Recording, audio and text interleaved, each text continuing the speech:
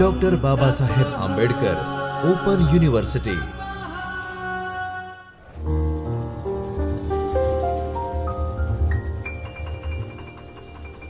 નમસ્કાર વિદ્યાર્થી મિત્રો, ડૉક્ટર બાબા સાહેબ આંબેડકર ઓપન યુનિવર્સિટીમાંથી હું Rohit Parmar, assistant professor, department of library information science તરફથી આપ સર્વે વિદ્યાર્થી મિત્રોનું આ વિડીયો લેક્ચરમાં સ્વાગત કરું છું।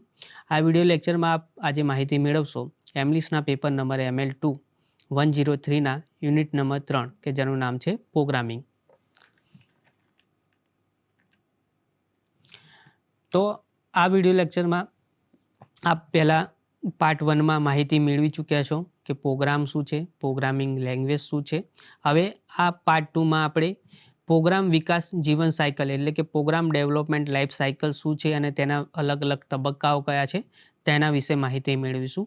તો મુખ્યત્વે કોઈ પણ પ્રોગ્રામ લખવાની શરૂઆત થાય તો એ કોઈ ચોક્કસ સમસ્યાના નિવારણ માટે કરવામાં આવે છે પ્રોગ્રામનું નિર્માણ।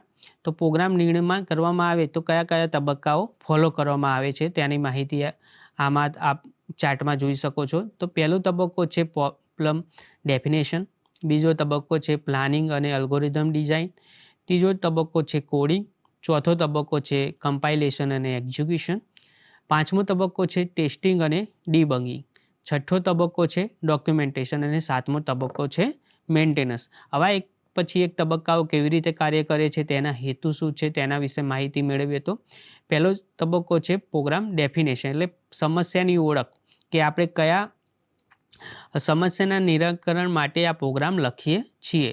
તો તેનું મુખ્ય કાર્ય શું છે કે પ્રોગ્રામ શું કરશે તે સમજવા માટે આ લખવામાં આવે છે। બીજો તબક્કો છે યોજના અને અલ્ગોરિધમ ડિઝાઇન એટલે કે આ તબક્કામાં તેનું લોજિકલી કેવી રીતના કાર્ય કરશે, કઈ દિશામાં તે પ્રવાહિત થશે તેના વિશે ચર્ચા કરવામાં આવે છે। ત્રીજા તબક્કો કોડિંગ એટલે કે જે સમસ્યાનું નિરાકરણ કરવાનું છે તેના નિરાકરણ માટે જે લોજિકલી આયોજન થયેલું છે તેને પ્રોગ્રામિંગ ભાષામાં એક્ઝિક્યુશન એટલે કે પ્રોગ્રામિંગ ભાષામાં લખવામાં આવે છે। ચોથું છે કમ્પાઇલેશન અને ચલાવવાનું એટલે કે જે કોડ રેડી થઈ ગયો છે પ્રોગ્રામિંગ ભાષામાં લખાઈ ગયો છે તેને કમ્પાઇલર અથવા ઇન્ટરપ્રિટેશન વડે મશીન લેંગ્વેજમાં ફેરવવામાં આવે છે અને તેને રન કરવામાં આવે છે। ત્યારબાદ છે ટેસ્ટિંગ અને ડીબગિંગ એટલે કે જે કોડમાં કોઈ ખામી રહી ગઈ હોય તો તેમાંથી એરર અથવા ભૂલ શોધવામાં આવે છે। ત્યારબાદ છે દસ્તાવેજીકરણ એટલે કે પ્રોગ્રામ કેવી રીતના લખવામાં આવે છે, કેવી રીતના કાર્ય કરે છે, તેની લોજિકલી રચના શું છે, તેનો ફ્લો ચાર્ટ કેવો હોય છે તેનું એક ડોક્યુમેન્ટેશન બનાવવામાં આવે છે। અને સાતમો તબક્કો છે મેન્ટેનન્સ એટલે કે સુધારા કરવા અને નવા સુધારાઓ ઉમેરવા માટે એક ડોક્યુમેન્ટેશન તૈયાર કરવામાં આવે છે। હવે આપણે વાત કરીએ સ્ટેપ 1 એટલે કે પ્રોબ્લેમ ડેફિનેશન। તો આનો હેતુ શું છે? તો કોઈ પણ આપણે પ્રોગ્રામ લખીએ છીએ તો પ્રોગ્રામનો હેતુ શું હોઈ શકે? તો કોઈ ચોક્કસ સમસ્યાનું નિરાકરણ એટલે કે આપણે કેલ્ક્યુલેટર બનાવવું છે તો કેલ્ક્યુલેટર બનાવવા માટે એક પ્રોગ્રામ લખવાની જરૂર છે। તો એ કેલ્ક્યુલેટરમાં કયા કયા ફંક્શન હોવા જોઈએ, કઈ કઈ સુવિધાઓ હોવી જોઈએ। ધારો કે આપણે વર્ડ રાઇટર બનાવવું છે તો વર્ડ રાઇટર કેવી રીતના કામ કરશે, ધારો કે MS વર્ડ છે કેવી રીતના કાર્ય કરે છે, તો એમાં કઈ કઈ સુવિધાઓ, કયા કયા ફંક્શન હોવા જોઈએ, કઈ રીતે કાર્ય થાય છે એ પ્રમાણે એક વિચારસરણી કરવામાં આવે છે। ત્યારબાદ તેને એક ચાર્ટ સ્વરૂપે રજૂ કરવામાં આવે છે અને તેનો પ્રોગ્રામ કરવામાં આવે છે અને પ્રોગ્રામનું એક્ઝિક્યુશન કરવામાં આવે છે। તો સમસ્યાની ઓળખ અને વ્યાખ્યા એટલે કે પ્રોબ્લેમ ડેફિનેશન એટલે પ્રોગ્રામ દ્વારા ઉકેલવાની સમસ્યાની સંપૂર્ણ સમજ મેળવી તેનો ઉકેલ શોધવાનો લક્ષ્ય નક્કી કરવામાં આવે છે પ્રથમ સ્ટેપમાં।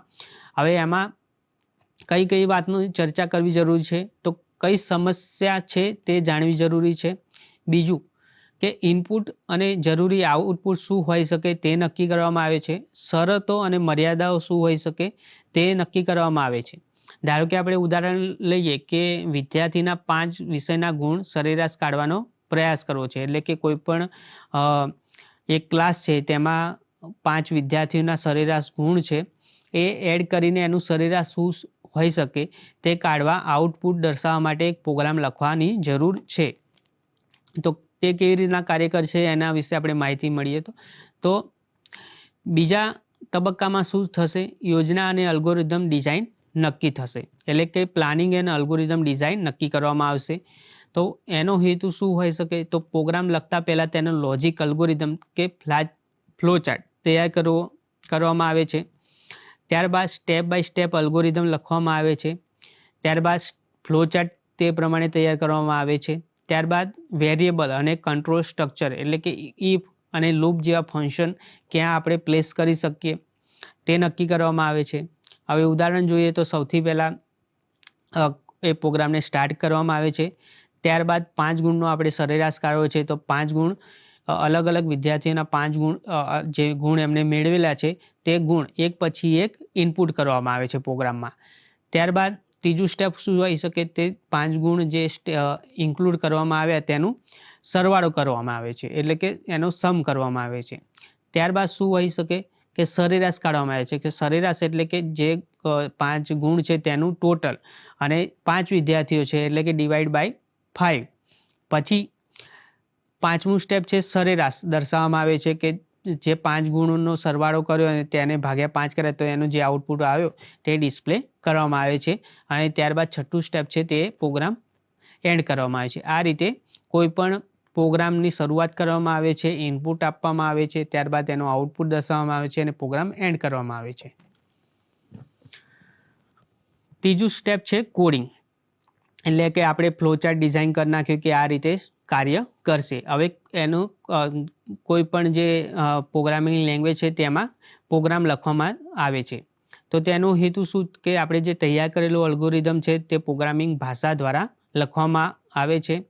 ત્યારબાદ તેમાં કઈ કઈ પ્રવૃત્તિઓ ઇન્વોલ્વ હોઈ શકે તો સોર્સ કોડ એટલે કે પ્રોગ્રામિંગ ભાષા નક્કી કરવી એટલે કે આપણે પાયથનમાં, સીમાં, જાવામાં કઈ લેંગ્વેજમાં તે પ્રોગ્રામ લખવો છે તે નક્કી કરવામાં આવે છે. ત્યારબાદ યોગ્ય સિન્ટેક્સ અને ફોર્મેટિંગ ફોલો કરવામાં આવે છે. ત્યારબાદ કોમેન્ટ દ્વારા કોડ સમજાવવામાં આવે છે એટલે કે જે આપણે પ્રોગ્રામિંગ ભાષામાં કોડ લખેલો હોય છે દરેક વ્યક્તિ સમજી શકે તે જરૂરી નથી.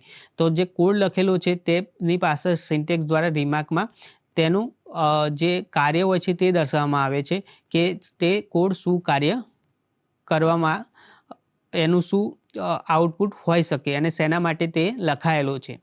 તો આપણે પાયથનનો એક કોડ જોઈએ ડિસ્પ્લેમાં તો માર્ક્સ ઇઝ ટુ અલગ અલગ 5 વિદ્યાર્થીઓના માર્ક્સ એન્ટર કરેલા છે ઇનપુટ તરીકે. ત્યારબાદ એવરેજની સિન્ટેક્સ લખેલી છે ઇઝ ટુ સમ માર્ક્સ એટલે કે જે 5 ગુણનો સરવાળો છે તે ડિવાઈડ બાય જેટલા વિદ્યાર્થીઓના માર્ક્સ એન્ટર કરવામાં આવે છે એટલે કે લેન માર્ક્સ એટલે કે 5 વિદ્યાર્થીઓના 5 ડિવાઈડ બાય 5. ત્યારબાદ જે આઉટપુટ આવે છે એનું તે પ્રિન્ટ સ્વરૂપે સરેરાશ ગુણ જે એવરેજ આવ્યું તે ડિસ્પ્લે કરવામાં આવે છે. ત્યારબાદ ચોથો તબક્કો હવે આપણે સૌપ્રથમ શું કર્યું પ્રોબ્લેમ ડેફિનેશન નક્કી કરી. બીજું સ્ટેપમાં આપણે ફ્લો ચાર્ટ અને તેનો અલ્ગોરિધમ નક્કી કર્યો. ત્રીજા સ્ટેપમાં આપણે પ્રોગ્રામિંગ ભાષા દ્વારા પ્રોગ્રામ લખ્યો અને સ્ટેપ 4માં કમ્પાઇલ અને એક્ઝિક્યુશન. હવે આનો હેતુ શું કે જે આપણે પ્રોગ્રામ લખેલો છે તેને કમ્પાઇલ અને ઇન્ટરપ્રેટ કરીને ચલાવો અને પરિણામ જોવું એટલે કે આપણે જે પ્રોગ્રામિંગ ભાષામાં પ્રોગ્રામ લખેલો છે તેને મશીન લેંગ્વેજમાં કન્વર્ટ કરવામાં આવે છે અને રન કરવામાં આવે છે અને તે આઉટપુટ ચોક્કસ દર્શાવે છે કે નહીં તે જોવામાં આવે છે કે રિઝલ્ટ સક્સેસફુલી દર્શાવવામાં આવે છે કે નહીં, પ્રોગ્રામ સરખી રીતે એક્ઝિક્યુશન થાય છે કે નહીં તે નક્કી કરવામાં આવે છે. આમાં પ્રોગ્રામ કમ્પાઇલ અને રન કરવાના સ્ટેપ્સ સામેલ છે. ત્યારબાદ કોઈ જગ્યાએ કોઈ સિન્ટેક્સમાં ભૂલ હોય તો એ એરર સ્વરૂપે આપણને ડિસ્પ્લે થાય છે. ત્યારબાદ પ્રાથમિક આઉટપુટ ચકાસવું એટલે કે જે આઉટપુટ આપણને દર્શાવવામાં આવે છે તે યોગ્ય છે કે નહીં તે ચકાસવામાં આવે છે અને જો યોગ્ય હોય તો સક્સેસફુલી પ્રોગ્રામ રન થાય છે તે નક્કી કરવામાં આવે છે. ત્યારબાદ છે સ્ટેપ 5 ટેસ્ટિંગ અને ડીબગિંગ. ટેસ્ટિંગ અને ડીબગિંગનો હેતુ છે પ્રોગ્રામ બગવિહીન રીતે ચાલે છે કે નહીં તેની ચકાસણી કરવામાં આવે છે કે આપણે વાત કરી કે પ્રોગ્રામ લખાઈ ગયો ત્યારબાદ તેને કમ્પાઇલ કરવામાં આવે છે, રન કરવામાં આવે છે. ત્યારબાદ કોઈ સિન્ટેક્સ એરર રહી ગયું હોય તે તપાસવામાં આવે છે અને આઉટપુટ યોગ્ય આવે છે કે નહીં તે તપાસવામાં આવે છે. ત્યારબાદ કોઈ ટેસ્ટિંગ દરમિયાન કોઈ ડીબગિંગ અથવા કે ભૂલ રહી ગઈ હોય તો તેને ચકાસણીને દૂર કરવામાં આવે છે. તો ટેસ્ટિંગ અને ડીબગિંગ સ્ટેપમાં અલગ અલગ સ્ટેપ કેસ પર ચલાવવામાં આવે છે. લોજિકલ, રન ટાઈમ અને સિન્ટેક્સ ભૂલો શોધવામાં આવે છે. કોઈ ભૂલ રહી ગઈ હોય બગ રહી ગયું હોય તો તેને દૂર કરવામાં આવે છે. હવે આમાં જે ભૂલ રહી ગઈ હોય એને 3 સ્વરૂપે આપણે એરર તરીકે દર્શાવી શકીએ છીએ. પહેલું છે સિન્ટેક્સ એરર જે ભાષાના નિયમોમાં ખામી છે એટલે કે જે આપણે પ્રોગ્રામિંગ લેંગ્વેજમાં કોઈ કોડ લખેલો છે તેમાં કોઈ સ્પેલિંગ મિસ્ટેક રહી ગયું હોય, સિન્ટેક્સ મિસ્ટેક રહી ગયું હોય તો તે સિન્ટેક્સ એરર તરીકે ઓળખી શકાય છે. બીજું છે લોજિકલ એરર, એટલે ખોટું પરિણામ આવ્યું છે. એટલે કે આપણે અલગ અલગ પ્રોગ્રામિંગ લેંગ્વેજમાં આપણે સમ કરવો છે તો તેની જે ઇનપુટ છે એ યોગ્ય રીતે લખાયેલો છે કે નહીં તે તપાસવામાં આવે છે, અને જો યોગ્ય રીતે ના લખાયેલો તો ખોટું પરિણામ આવે છે, જેને લોજિકલ એરર તરીકે દર્શાવવામાં આવે છે. ત્રીજું છે રન ટાઈમ એરર, એટલે ચલાવતા સમયે અચાનક બંધ થઈ જાય છે. એટલે કે પ્રોગ્રામ જે ચાલતો હોય, અલગ અલગ સ્ટેપ બાય સ્ટેપ ચાલતો હોય અને કોઈ સ્ટેપ પર આવીને પ્રોગ્રામ ઓટો બંધ થઈ જાય, એટલે કે ઓટો એન્ડિંગ થઈ જાય, તો તેને આપણે રન ટાઈમ એરર તરીકે દર્શાવી શકીએ છીએ. આવી એરરને રન ટાઈમ એરર તરીકે ઓળખવામાં આવે છે. ત્યારબાદ છે દસ્તાવેજીકરણ, જેનો હેતુ છે પ્રોગ્રામ કેવી રીતે કાર્ય કરે છે તેની માહિતી લખવી, જેથી અન્ય ઉપયોગકર્તાઓ અને ડેવલપર્સને મદદ કરે. એટલે કે આપણે કોઈ પણ સમસ્યાના નિરાકરણ માટે જે પ્રોગ્રામ લખેલો છે તેનો ફ્લો ચાર્ટ શું છે, તેના અલગ અલગ સ્ટેપનું મહત્ત્વ શું છે, તે કેવી રીતના લોજિકલી કાર્ય કરે છે. ત્યારબાદ આપણે જે પ્રોગ્રામિંગ લેંગ્વેજ લખેલી છે સમસ્યાનું નિરાકરણ કરવા માટે, તે અલગ અલગ કોડનો મતલબ શું થાય છે, કેવી રીતના કાર્ય કરે છે, એકબીજા સાથે કેવી રીતના જોડાયેલા છે, તેનું એક ડોક્યુમેન્ટેશન તૈયાર કરવામાં આવે છે. જે શું કે કોઈ બીજો ડેવલપર હોય, કોઈ બીજો વ્યક્તિ હોય તેનો આ કોડનો ઉપયોગ કર્યો છે તો તેને આ કોડ વિશે સમજ મેળવી શકે. તો દસ્તાવેજીકરણમાં કયા કયા પ્રવૃત્તિઓ સામેલ હોઈ શકે, તો કોમેન્ટવાળા કોડ સમજાવવામાં આવે છે, વપરાશકર્તા માટે માર્ગદર્શિકા તૈયાર કરવામાં આવે છે, અને ઇનપુટ આઉટપુટ અને ઉપયોગની રીત લખવામાં આવે છે. ત્યારબાદ ફાઇનલ સ્ટેપ છે મેન્ટેનન્સ. મેન્ટેનન્સ સ્ટેપમાં પ્રોગ્રામ ચલાવવામાં આવ્યા પછી તેમાં સુધારા કે નવી સુવિધાઓ ઉમેરવી. એટલે કે કોઈ પ્રોગ્રામ આપણે એક્ઝિક્યુટ કરી નાખ્યો છે, કોઈ પ્રોગ્રામ લખી નાખ્યું છે, તો તેમાં અલગથી કોઈ ફંક્શન એડ કરી શકીએ છીએ કે નહીં તે ચકાસવા માટે એમાં કોઈ કોડ આપણે અલગથી એડ કરીએ છીએ. તો આવી પ્રવૃત્તિઓ મેન્ટેનન્સમાં સામેલ થાય છે.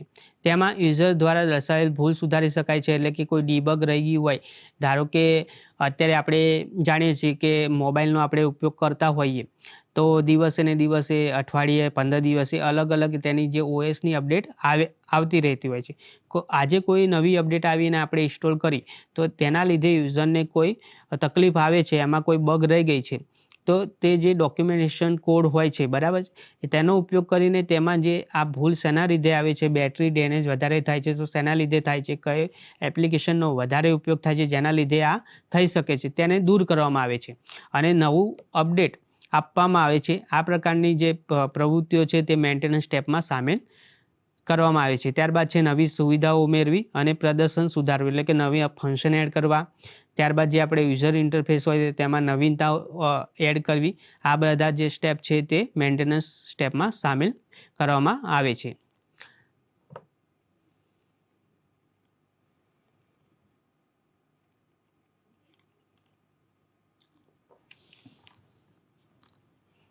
તો વિદ્યાર્થી મિત્રો, આજના આ વિડીયો લેક્ચરમાં આપણે એમલિસના પેપર નંબર ML2 103ના યુનિટ 3 પ્રોગ્રામિંગ તેના પાર્ટ 2 વિશે માહિતી મેળવી. આગળના આપણે પાર્ટ 3માં જે બાકીની વિગતો છે, પ્રોગ્રામિંગના અલગ અલગ ટાઈપ્સ પ્રોગ્રામિંગ છે, પ્રોગ્રામની અલગ અલગ પેઢીઓ કઈ છે અને નિષ્કર્ષ શું હોઈ શકે આ એકમનો, તેના વિશે આપણે અલગથી માહિતી મેળવીશું અલગ વિડીયોમાં. ત્યાં સુધી રજા આપો. સ્વાધ્યાયઃ